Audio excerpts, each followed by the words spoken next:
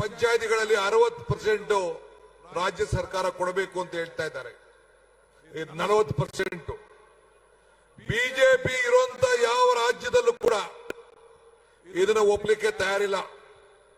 ಪಕ್ಕದ ರಾಜ್ಯದ ಚಂದ್ರಬಾಬು ನಾಯ್ಡು ಅವರು ಕೂಡ ನಮ್ಮ ಕೈಲಿ ಕೊಡಕ್ ಆಗಲ್ಲ, ಇದಕ್ಕೆ ಪರ್ಯಾಯ ವ್ಯವಸ್ಥೆ ಮಾಡಬೇಕು ಅಂತ ಹೇಳಿದ್ದಾರೆ. ಈಗ ಅವ್ರಿಗೆ ಎದುರುಕೊಂಡು ಎಲ್ಲಿ ಸರ್ಕಾರ ಬಿದ್ದೋಗ್ಬಿಡ್ತದೋ ಅಂತ ಹೇಳಿ ಅವ್ರಿಗೇನೋ ಒಂದು ಪಾಲಿಶ್ ಮಾಡಿ ಓಟನ್ನ ಹಾಕ್ಸ್ಕೊಂಡ್ರು. ಆದ್ರೆ ಇವತ್ತು ಈ ಬಡ ಜನತೆಯ ಉಳಿಸ್ಕೊಳ್ಳಿಕ್ಕೆ ನಾವು ಕೆಲಸವನ್ನ ನಾವು ಮಾಡಿಕೊಂಡು ಹೋಗಬೇಕಾಗ್ತದೆ. ನಾವು ಇವತ್ತು ಮರ ಕೆಳಗಡೆ ಮರದಿಂದ ಹೂ ಬಿದ್ದೋಗ್ತದೆ, ಬಿದ್ದೋದ ಹೂವನ್ನು ಯಾವತ್ತೂ ಅರಳಲಿಕ್ಕೆ ಸಾಧ್ಯ ಇಲ್ಲ. ಹಾಗೆ ನಾವು ಹೊಸ ಶಿಖರಗಳನ್ನು ನೋಡಬೇಕು.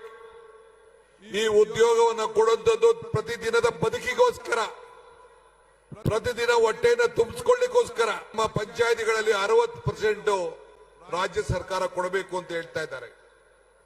40% ಬಿಜೆಪಿ ಇರುವಂತ ಯಾವ ರಾಜ್ಯದಲ್ಲೂ ಕೂಡ ಇದನ್ನ ಒಪ್ಪಲಿಕ್ಕೆ ತಯಾರಿಲ್ಲ.